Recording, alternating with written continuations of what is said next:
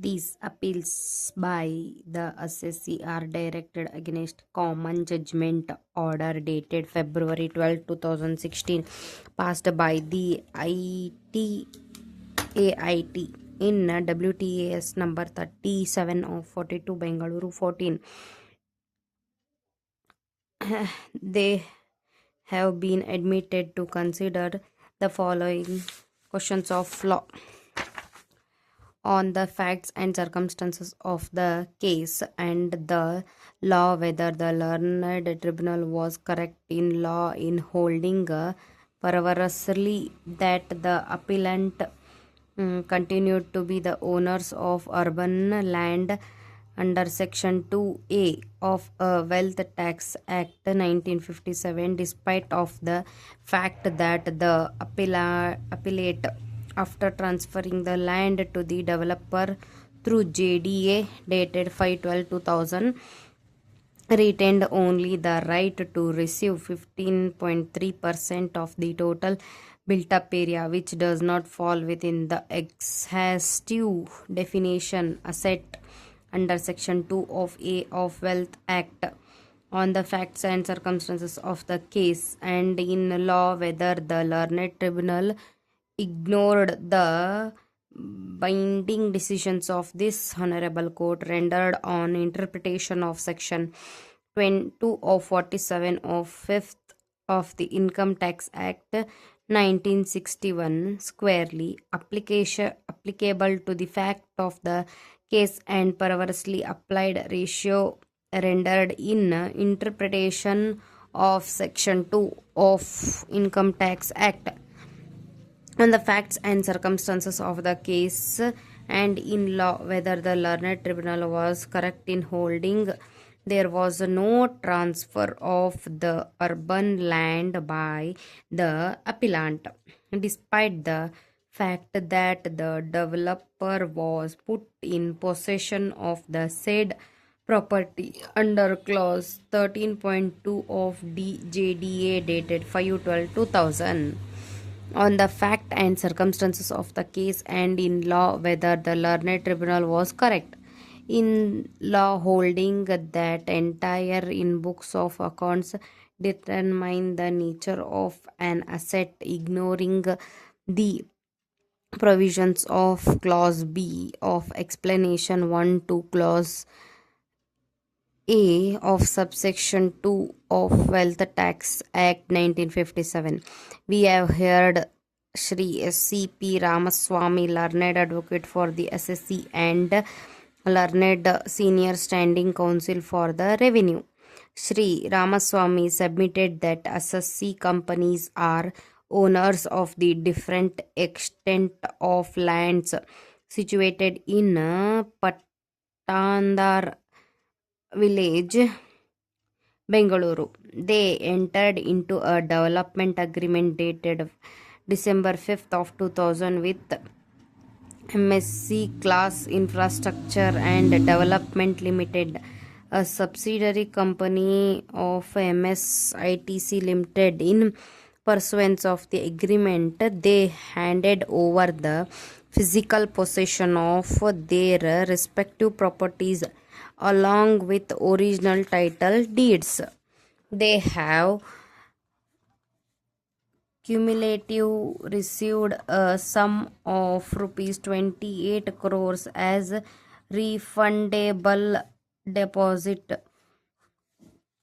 CIDL did not develop the property, but on the other hand determined the agreement on August. On the same day, a settlement agreement was entered into between the appellant CIDL and ITC Limited, and appellants were compelled to convey the properties in question in favor of ITC Limited. The assessing authority took up appellant's case for scrutiny assessment and issued a notice under section 17 of the Wealth Tax Act 1957 for the assessment year 2004-5 to 2006-7 in response to the notice appellants filed nil returns. The assessing authorities initiated proceedings and passed order under section 16 of 3 read with section 17 of the Wealth Tax Act dated December 30 of 2000 and determined the net wealth in the case of AG Noorani 7.42 crores. Appellants challenged assessing authorities' orders before appeals and the same were partly allowed.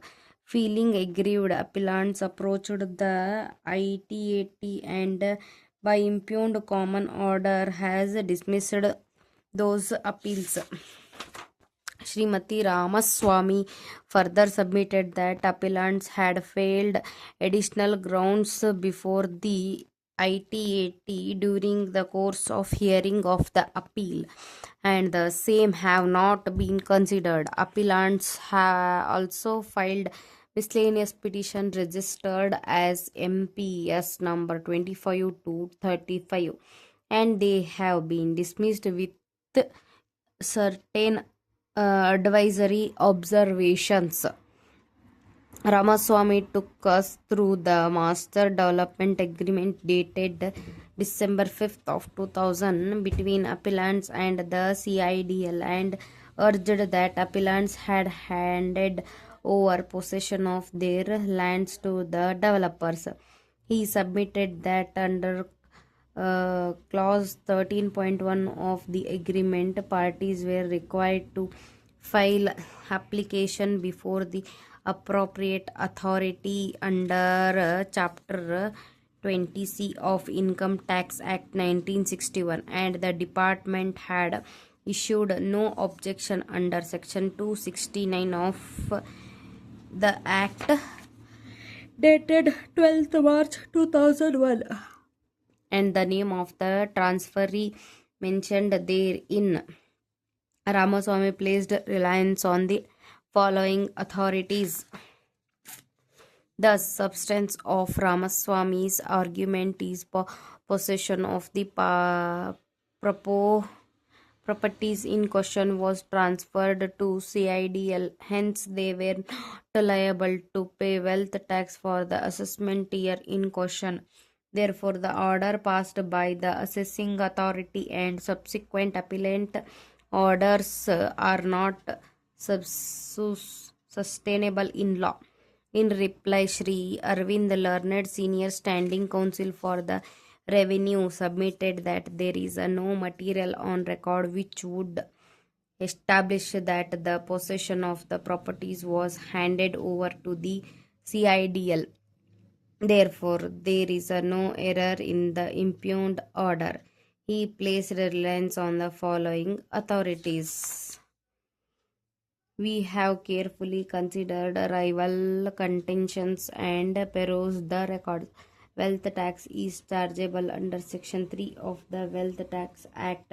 It is a tax in respect of the net wealth of every individual, Hindu undivided family and company. Net wealth is defined in Section 2 as the amount by which the aggregated value computed in accordance with the provisions of the Act of all assets whatever located. As per Section 2A, urban land falls within the definition of asset. It is not in dispute that the applicants own urban land and they are assembled for wealth tax.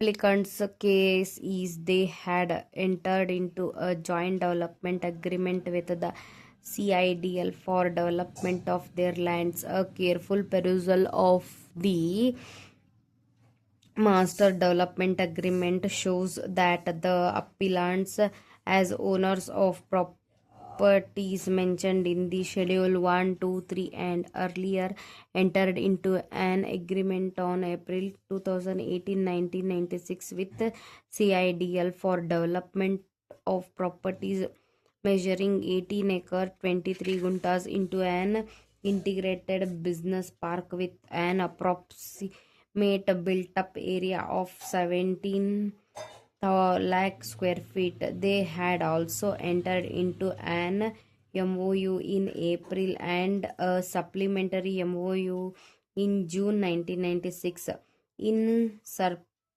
supersession of all previous agreements and instruments.